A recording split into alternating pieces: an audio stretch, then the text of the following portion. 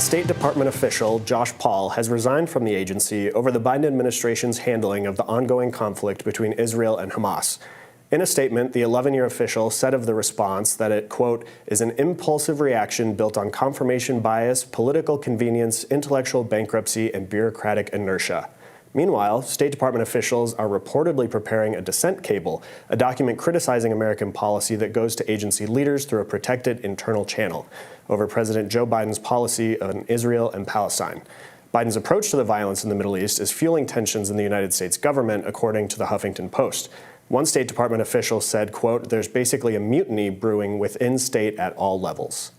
Officials reportedly told the Huffington Post that the Secretary of State Anthony Blinken and his senior advisors are seeing widespread internal frustration, and that some department staff feel as if Blinken and his team are uninterested in their own advice as they focus on expanding Israel's operation in Gaza.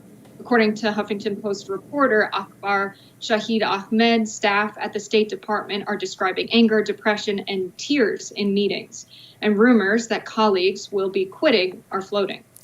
So joining us now to discuss is former Deputy Assistant Secretary of State and Congressional candidate for Maryland, Joel Rubin. Welcome. Thank you for being here today. Thanks, Spencer. So I guess my first question, you're somebody who's been inside the State Department. Obviously, no matter what policies are being pursued, there are going to be people ostensibly who aren't necessarily thrilled with it. Has this kind of thing happened before? Did you ever see this in response to policies that were being pursued in your time? Well, it's great to be with you, and this is a very important moment in the State Department because any issue of war and peace requires engagement across the whole agency. Now, when I actually served as a career official in the Bush administration during the invasion of Iraq. And at that time, there was significant concern. I personally was deeply concerned about it and chose to go work in the Senate as a Senate aide and join the Democratic Party and fight the war in Iraq as a congressional staffer. That was my route. And then when I came back into the Obama administration, many of my colleagues from that time were still there. And we had a lot of these deep conversations. Now, Josh Paul is a wonderful person, and he's an excellent official, and he was always conscientious about his work. But I do think that there are ways to get the message across without necessarily blasting the policy from outside. This is going to be a long process, and the people on the inside right now, if they have the deep concerns, as they clearly do, they do need to put it in writing. They do need to send it up the chain. They do need to get an audience with the leadership to try to move the policy, because there is no magic bullet to fixing this issue. There's no one single simple solution, and it requires people of goodwill on the inside to continue to make the arguments and to fight for what's best, or to go on the outside potentially. But this is very early in this stage.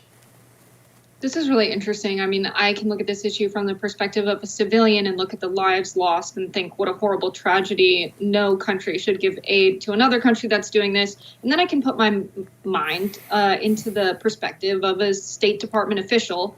And perhaps they have to make the case that this is not good for United States long-term security if we're going to expand Israel's occupation in the region, if we're going to expand Israel's military operation in retaliation to what's going on, to continue to try and attack Hamas, and for the United States to give military aid for them to do so to the tune of $105 billion.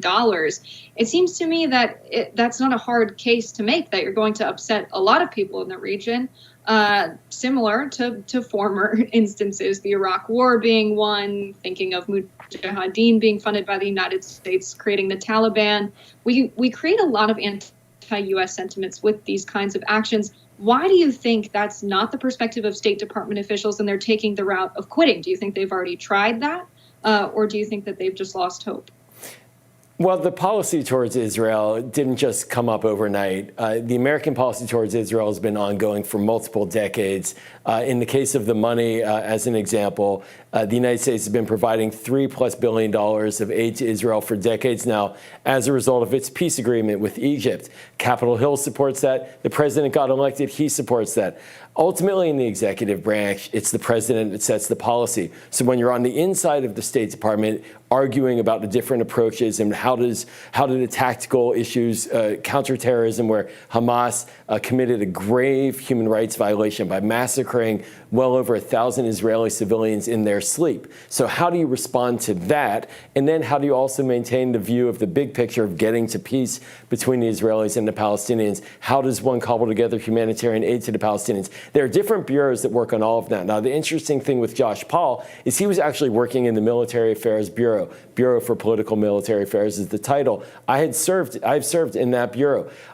That's a bureau that's been providing weapons and military equipment to Afghanistan, to Iraq, to all countries around the world. And I don't know why he didn't have reservations about those kinds of arms transfers to countries that were creating and have problematic dynamics in their internal human rights conditions, for example. But he chose this one. But, you know, at the end of the day, the president sets the policy, and it's the job of the career people to provide all the advice they can to say what that impact could be and push it up the chain and argue with their colleagues. But there is a decision maker, and that's the Secretary of State and then the president himself. And I think, you know, as Americans have been watching, you know, obviously everything that's unfolded in the last 2 weeks there, most of them with really deep horror at what they've seen happen. And they want to know, you know, sort of why did this happen? And obviously for a lot of people, that's pointing to support from the Iranian regime. Yeah. Obviously they fund Hamas, they fund Hezbollah, they fund the Palestinian Islamic Jihad, all these other groups in the Middle East. And then you see, you know, due to reporting and other things, there's sort of increasing danger around the world. And obviously for the State Department, they believe that diplomacy is the way to solve these things. And then just yesterday, we saw this alert from the State Department, this global warning, say that if you're a U.S. citizen anywhere in the world right now, you need to basically exercise even more caution than you normally would being abroad. What does that tell you about what's going on inside the State Department and what they might be hearing and how concerned they might be that this is not necessarily just an issue contained to the Gaza Strip and Israel?